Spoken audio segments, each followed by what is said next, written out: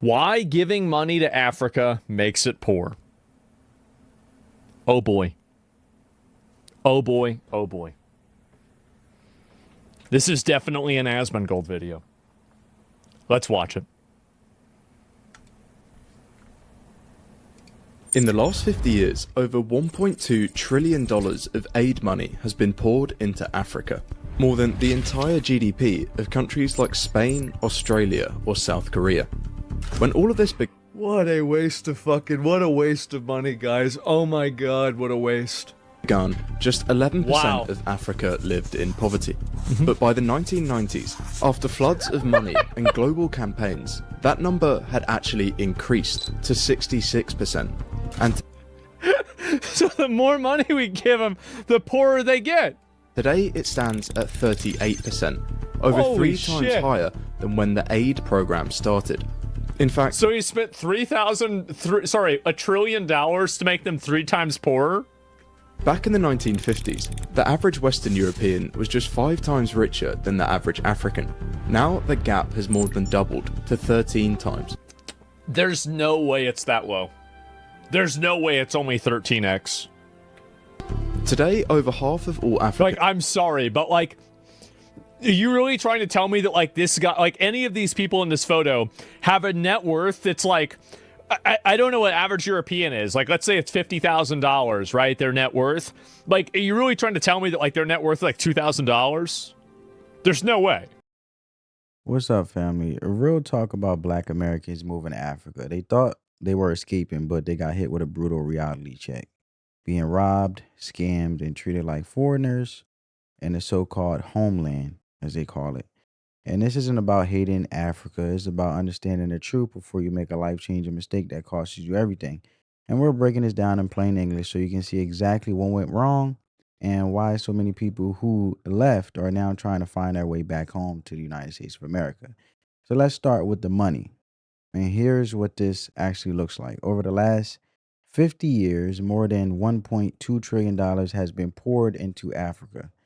That's not pocket change. That's more money than the entire GDP of Spain, Australia, or South Korea combined. And for those who don't know what GDP is, it's basically gross domestic product. In other words, it's basically the value or how much a product is in exchange for goods and services. So the product involved with goods and services and the cost of the product. So more money than the entire nations make in a year. Now, if you're thinking, well, that should fix everything, you'll think so, right? But that's where the real lesson starts, because in 1960, only 11% of Africa lived in poverty. 11%. But by the 1990s, after all that aid money flooded in like a tsunami, poverty jumped to 66%. So let that sit for a second. They threw trillions at the problem and made it worse. And today it's at 38%, which sounds better until you realize it's still 3 times higher than when the aid started in the first place. And the gap between Western Europe and Africa back in the 1950s was 5 times. 5 times richer. Now that gap has more than doubled to 13 times. So think about that. More money, more poverty, more help, more problems. And the reason is simple. If you break it down in plain English, money without systems doesn't fix anything. And money without accountability, money without real infrastructure, and money without people who actually care about building something lasting, the money just gets lost. Aid money get trapped in corrupt systems, caught in mismanagement, and it ends up in the hands that don't build anything, basically. You're throwing money at a broken foundation and expecting the whole building to stand up straight, and that's not how it works. $1 billion can't fix something if the people in charge of that $1 billion are stealing it, mismanaging it, or using it for the wrong reasons. The real lesson here is this. Throwing money at a problem doesn't solve the problem if the foundation is broken. You can't rebuild a house by painting the outside when the whole structure is rotten from within. You got to fix the foundation first, and you got to have honest people in charge, and you got to have systems that work. Without that, all the money in the world just feeds corruption and keeps people dependent instead of lifting them up. And now, before I talk about what happens when Black Americans actually move there thinking they're going to find paradise, I want you guys to watch this clip in regards of him thinking that Africa was paradise escaping America as a black American, and he's regretting it. I've been living in Africa now for over 5 years, and in that time, I've seen waves of Americans come, but also go. And normally they're not leaving because they prefer living in America or they just hate living in Africa, although sometimes that is the case. Typically they're leaving because of challenges that are just too hard to ignore. That's why it's super important that we have an honest conversation about why Black Americans just can't seem to stay in Africa. Shalom, my name is No Limit Eddie. I'm an American who moved to Africa at just 21 years old, and I've documented the last 5 years of my travel journey right here on this YouTube channel to make your move to Africa even easier. If that sounds interesting to you, then drop a like on today's video. Let's kick this list off with reason number 1. So recently I met a Black American woman who's been living here in Uganda, and she owns some land here and has been hiring locals to help, develop it and build it. She's paying them more than they would earn if they work for other people in the area. She is paying them on time, which is super, super rare here in Uganda. And then number 3, she hires like local women in the area to cook for the employees so that they can eat while they're working. The workers keep stealing from her. They take the tools that she buys and they go to town and sell them. She buys 10 bags of concrete, but somehow only 6 of them end up on a work site. So now she has to watch everyone like a hawk. This brings me on to reason number 1, why many Black Americans leave Africa is, well, they feel like they're at a constant disadvantage. Most Africans that I've met believe that Black Americans are a result of white people and African people breeding together. And Mzungu means like white man. They believe it's perfectly acceptable to lie to the Mzungu, to steal from the Mzungu, to mistreat the Mzungu. And the logic they use to justify this or to make it okay is, well, you have money and I don't. And you see, being an American means you earn dollars, and earning dollars means in eyes of locals, you are rich. Speaking of dollars, if you guys want to know how to continue to make US dollars while you're traveling the world and living abroad, so I highly encourage. We're going to leave it there. He said basically if you have US dollars, that means you're rich. So Black Americans show up thinking they're finally home, right? They got this idea in their head that because they're black, because they got the same skin color as the people there in Africa, they're going to be welcomed like family. They think the locals are going to open their arms and say, welcome home, brother. Welcome home, sister. You finally made it back. But that's not what happens. Not even close. What they discover real quick is that locals don't see them as family. They see them as foreigners. They see them as a mangzu, as he just said, which basically means white person with money. And that perception changes everything about how people treat you. And let me give you a real example so you understand what I'm talking about. Speaking to what he just said. There's a Black American woman living there that he just talked about who brought some land and started hiring locals, which is Africans that live in Africa, the locals that in that community where she bought the land, to help her develop it, build it up. And now this woman is paying these workers more than what they will earn working for anybody else in the area in Africa. And she's paying them on time, which is rare over there, as he said. And on top of that, she's hiring local women to cook food for the workers so they can eat while they're on the job. So I just wanted to repeat what he just said for the people in the back. So she's treating these people good. She's investing in them. But you know what happens? The workers keep stealing from her. They take the tools she buys and go to the town, wherever town it is in Africa, and sell them. And she orders 10 bags of concrete and somehow only 6 of them show up at the work site. The other 4, gone, sold. So now she's watching everybody just to keep her own supplies from disappearing. And here's where it gets real. The mentality these people got is simple. If you got money and I don't got money, then it's okay to lie to you, steal from you, mistreat you. That's the logic. Being American means you earn dollars, and dollars means you're automatically rich in their eyes. So there's no racial allegiance. There's no, oh, you're my brother because we look the same. Nah, you're a foreigner. You're not from here, and you're not one of us. So the rules don't apply to you the same way they apply to them. And here's the wild irony that nobody talks about. Black Americans are experiencing the exact same mentality that they say they are running away from in America. They claim white people treat them unfairly, steal from them, exploit them because of money and power. Then they go to Africa and get treated the exact same way by their own people that they claim are their own people, and it's the homeland and the motherland for the exact same reasons. Money. That's it. Infrastructure is another nightmare altogether. So 16-hour power outages are normal over there, not emergencies. That's just a typical Tuesday. Basic stuff Americans take for granted is a luxury. AC is rare over there when it comes to air conditioner. Consistent hot water is rare. Working toilets that can handle toilet paper are rare. And Wi-Fi isn't guaranteed. Thanks to Starlink with Elon Musk now, you can carry Wi-Fi wherever you go. But people are still using clotheslines to dry their clothes, and there's nothing against it. They still exist here in America, but because they don't got dryers at all. And when the plumbing can't handle toilet paper, people are throwing it in trash cans next to the toilet, and that's the reality. That's how people live. So on top of all of that, if you want to stay legally as a business visa costs $7,500, and that's not a small number. And even after you pay that, there's no guarantee you get residency or citizenship. And you're paying to stay as a temporary visitor in a place that's supposed to be your homeland. Even if you got money, you can't escape bad infrastructure and constant instability. And you can't buy your way out of 16-hour blackouts. And you can't pay to make the plumbing work different. Wealth doesn't protect you from the foundation being broken. So now this brings me to the next clip I want to show you guys in regards to the matter.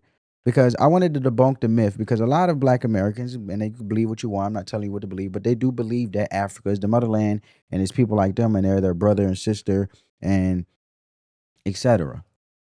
But even when you see Africans that come to America legally, they tend to look at Black Americans even as lazy and spoiled.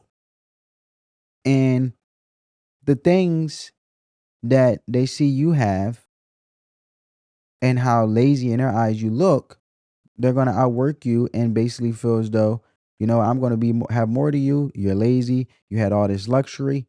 And I dislike you because you're not one of us and we work harder than you.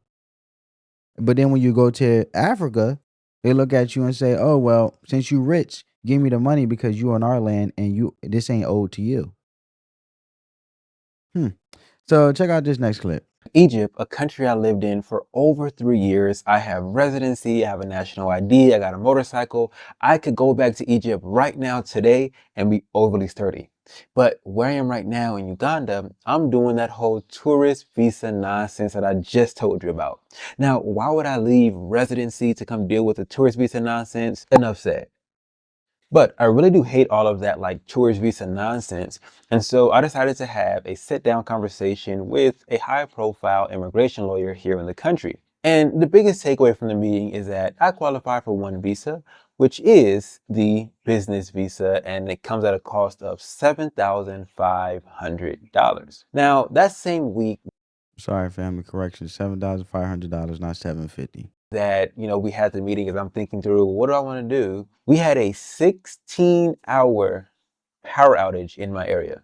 So that brings me on to reason number 3 why many Black Americans decide to leave Africa, and that is there are better options. You see, of course, I'm not going to pay $7,500 for a piece of paper that lets me stay in a country that doesn't even provide me with stable electricity. What you end up doing is you look for other options in other countries and you find that there's way better options. For example, in Paraguay, all I have to do is go there with a birth certificate, go there with a background check from the FBI, and they're going to issue me a 2-year temporary residence permit. And after those 2 years, I get a 3-year residency permit. And after those 3 years, I'm able to apply for citizenship. If you want to get citizenship in Africa, you basically have to figure out how to walk on water because you need to be doing miracles. And to make things even crazier, is like with these places that are offering you easy residency, easy citizenship, the malls are nicer, the roads are nicer, the quality of life is better. You can fly around the continent of South America for $50, $100 from country to country. The truth is, I'm in a very unique position. So the money situation is where things really fall apart for most people. A lot of Black Americans move over there with savings in US dollars, thinking they're set for life. They got like 30, 40, $50,000 saved up, and in their mind, that's a fortune. That's enough to live comfortably for years, right? Wrong, because exchange rates can flip overnight and change your entire life. Everything becomes 30% more expensive instantly. You wake up one morning and your purchasing power got cut by nearly a third without you spending a single dollar. And that's not theory because that actually happened in Ghana in 2025. People went to bed thinking they were comfortable and woke up to find out they weren't. So imagine checking your savings account at night and seeing $10,000, and you go to sleep feeling secure, and you wake up the next morning and check again without touching a penny. And now that same $10,000 can only buy what $7,000 could buy the day before. That's the reality these people face. The currency collapsed, the exchange rate flipped, and suddenly your entire financial plan is destroyed. Now, there is this false promise floating around that gets sold to people. Africa is cheap if you live like a local, quote unquote. That sounds good on paper, that sounds like a deal, but if you're used to having hot showers, decent food, and basic comfort, you can't actually live like a local no matter how hard you try. You can't go from living in America with all these conveniences to suddenly being okay with eating the same 5 foods in different combinations every single day. Most people won't do it. I'm not saying it's not bearable. It's up to you and your lifestyle and how you accept things as they are, as you orchestrate your life based on what you want to do. But when you look at it with all the conveniences from what you left into what you're now maybe tolerating in or fine with accepting, most individuals can't do it. Your body won't accept it, your mind won't accept it because you have all the conveniences in America. So what ends up happening is the cost of living rises faster than any income you make over there, and there's no way to earn money to keep up. And when your costs spike and your income doesn't follow, you're forced to leave. Africa is only affordable if you're willing to give up literally every comfort you ever known. And most people realize pretty quick that they're not willing to do that. And the real cost isn't just the money, it's your quality of life, your safety, and your peace of mind. And you're stressed all the time about bills, and you're worried about basic survival, economic instability. Like that doesn't stay isolated. It leads to political instability. Political instability leads to crime. Crime leads to unrest and chaos, and the whole system starts to crack. And that's when people start looking for other options, as he did, going to Egypt. And here's something that really exposes the lie. Other countries offer better deals with way less hassle, as he said. Paraguay gives you 2-year residency with just a birth certificate and an FBI background check. That's it. No hoops, no $7,000 visa fees and all of that. Well, he said 7,500 to be exact. But South America has better infrastructure overall, easier travel between countries, nicer malls, better roads, and actual quality of life. You can move around a continent for $50 to $100 a flight. So the choice becomes real simple for people who were thinking about leaving America. Why stay somewhere broken when better options exist? Why pay money and suffer in a place that doesn't even afford your stability when you could go somewhere else with better infrastructure, easier legal pathways, and actual development? And that's when people realize the fantasy they brought into wasn't real. So imagine you have a savings account and you check the balance one night before bed and it says $10,000 in it. Okay, not bad. And then you decide to check it again at the end of the month. You haven't added anything to it, but you also haven't spent anything out of it. So you're expecting it might be just a little bit above 10K because, a little interest payment should have hit. But when you check the account, however, you only see $6,700. Your heart's going to drop. You're going to ask yourself, well, where the heck did all my money go? You see, the Americans over in Ghana didn't have to imagine that scenario because that's practically what happened to them. In April to May of 2025 over in Ghana, the exchange rate completely flipped against those who held US dollars. And so overnight, everything became 30% more expensive. That's why my reason number 4 why many Black Americans leave Africa is that sometimes Africa gets too expensive. Now, sometimes the exchange rate changing is only a temporary thing, but other times it's permanent and continues to get worse. And so many people have like this false concept that Africa is cheap. And Africa is only cheap if you're going to live like a local. But for those of you guys who are watching this video on your 55-inch TV screen or your brand new iPhone, you're not ready to live like a local. And so Africa will not be cheap for you. You're not ready to not have a hot water heater in your home. You're not ready to take showers with a bucket. you can't stomach eating these same 5 foods in very similar combinations every single day. You're just not cut out for it, and neither am I. And so what happens is, in many cases, when people start seeing their cost of living, the cost of food, the cost of rent rising too quickly, most of the time what they actually do is go to a place where they're able to earn more money. And a lot of times that place happens to be back to the States. And so I get one question a lot, which is like, can I move to Africa on Social Security? Can I move to Africa on fixed income? My answer is always yes and no. You know what this is an example of, family? The mind is a powerful thing because sometimes it could either make you focus too much on the future or too much on the past. And then the reality is when you actually are present in the moment, the illusion you thought you had or the illusion you thought was actually the thing that was actually realistic actually is false. And then the illusion is destroyed because you're actually in a present moment. Now, here's what people don't want to admit. When folks leave America, they tell themselves they're escaping oppression. And it sounds noble, it sounds righteous, but break it down honest, and a lot of times they're just running from discomfort. They're frustrated, they're tired of dealing with the politics, the stress, the feeling of not being wanted. And that's real and I understand it, but running from discomfort is different from actually going somewhere better. See, the plain truth is this: being uncomfortable in a developed country is still better than being poor in an undeveloped one. That's just facts. America got problems. I'm not going to sit here and pretend it doesn't, but even the poorest neighborhoods in America got reliable electricity most of the time. And they got running water, they got basic safety nets that actually work, and that ain't small. That's the difference between surviving and actually living. See, black Americans are the most blessed black people walking on the planet, whether they admit it or not, because you could be frustrated with America and still recognize that it's the best place to be black anywhere in the world. Both things can be true at the same time, but the lesson ain't to ignore the problems at home. The lesson is to stop running and start building. Staying and fighting for change in your own community is harder than leaving, way harder.